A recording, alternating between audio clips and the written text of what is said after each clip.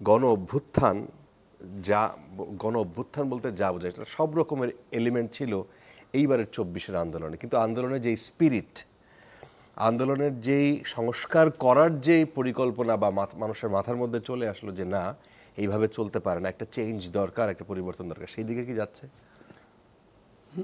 আমার মনে হয় যে এটা এখনো ইয়েস নো বলে জবাব দেওয়ার পক্ষপাতী আমি না, কিন্তু আমি শঙ্কিত, এবং এটা ইতিহাসের ধারাবাহিকতা আমার শঙ্কাটাকে বাড়িয়ে দিয়েছে।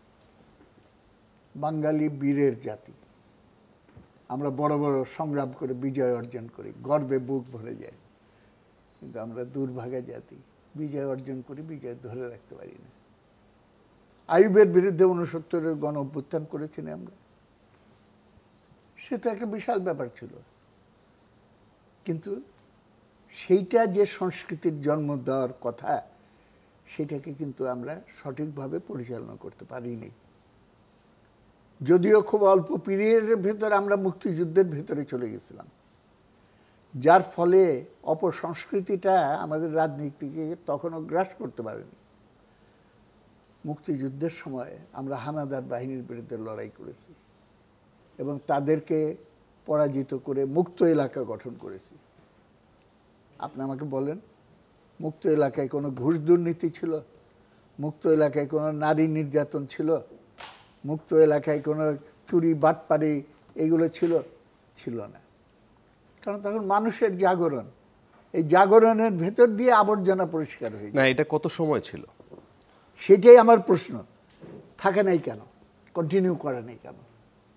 কারণ আমার প্রথম প্রশ্নটা যদি ভালো করে চিন্তা করেন তাহলে পরে বুঝবেন, এই যে সম্ভাবনাটা সৃষ্টি হলো এটাকে ইরিভার্সিবল করতে হলে পরে আপনাকে অর্থনৈতিক এবং সামাজিক ব্যবস্থার আমূল পরিবর্তন করতে হবে এবং আমাদের একটা রেভলিউশনারি প্রসেসের ভেতরে যেতে হবে।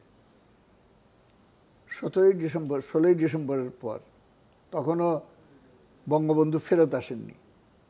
তাজউদ্দিন সাহেব প্রাইম মিনিস্টার, উনি হুকুম দিলেন যে এখন স্বাধীন দেশ পরিচালনা করবে মুক্তিযোদ্ধারা, আমি সমস্ত জায়গায় মিলিশিয়া ক্যাম্প করে দিচ্ছি, আপনারা সব নাম লেখান, এবং মুক্তিযোদ্ধারাই ডিসি হবে, মুক্তিযোদ্ধারাই এসপি হবে, তারাই কমিশনার হবে, তারাই পুলিশ আর্মি সমস্ত কিছু, ব্যাংকের পরিচালক সমস্ত কিছু হবে।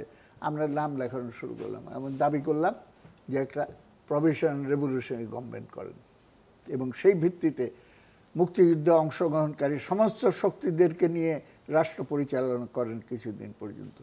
বঙ্গবন্ধু ফেরত এসে তাজউদ্দিন সাহেবের সেই ইনস্ট্রাকশন নাকচ করে দিলেন এবং পার্লামেন্টারি সিস্টেমে চলে গেলেন, এবং প্রেসিডেন্ট ছিলেন প্রাইম মিনিস্টার হয়ে। এটা কতদিন ছিল? 3 মাস? 3 মাস কেন, 1 মাস, 1.5 মাস। আচ্ছা, জানুয়ারি 17ই জানুয়ারি ফিরে আসলেন সম্ভবত। তো ওই প্রসেসটা তো আগালো না, এবং পুরানো স্ট্রাকচার দিয়ে আপনি যখন অগ্রসর হতে চান তখন পুরানোটা আপনাকে গিলে খাবে। আমাদের সবচেয়ে বড় ত্রুটি হয়েছে হানাদার বাহিনীকে সরানোর পর আমাদের একটা কালচারাল রেভলিউশন এবং আইডিওলজিক্যাল রেভলিউশন যেটা চালানো একান্ত প্রয়োজন ছিল, সেইটার প্রতি আমরা মনোযোগ দিইনি। পাওয়ার নিয়ে ফেলেছি, হানাদার বাহিনী বিতাড়িত, এখন যা ইচ্ছা তাই করো। এবং 16 ডিভিশন, যেটা মান্না সাহেব বললেন নাকি আপনি বললেন, 16 ডিভিশন হয়ে তারা, দেখলাম যে আমরা মুক্তিযুদ্ধ করেছি, আমাদের কোনো পাত্তা নেই। যারা এতদিন কিছুই করে নাই তারা মাথায় পট্টি বেঁধে ফায়ার করে, উপরে ফায়ার করে, তারা এখন মুক্তিযুদ্ধের সেই। তার মানে এই সিচুয়েশনের সাথে যদি মিলান, সেই একই রকম কি জিনিস দেখতে পাচ্ছেন? যেমন উপদেষ্টাদেরকে নিয়ে কথা হচ্ছে এখন, কোন উপদেষ্টা মানে যারা আন্দোলনের সাথে ছিলেন তারা ফেসবুকে এটা নিয়ে লেখালেখি করছেন যে তারা ফেসবুকে একটু লেখালেখি করেই তারা এখন উপদেষ্টা হয়ে যাচ্ছেন। হ্যাঁ, সেটা আমি হয়তো ডিটেলস বলতে পারবো না, কে অ্যাপয়েন্টমেন্ট দিল, কোথায় থেকে নাম আসলো, কার সাজেশনে আসলো, ছাত্রদের সঙ্গে কনসাল্ট করা হয়েছিল কিনা, বা তাদের রিপ্রেজেন্টেটিভের সঙ্গে কনসাল্ট করা হয়েছিল কিনা, এবং তাদের ব্যাপারে ইন্টেলিজেন্স রিপোর্টগুলো কোথাও থেকে নেওয়া হয়েছিল কিনা, এইগুলো আমি অত ডিটেলস বলতে পারবো না।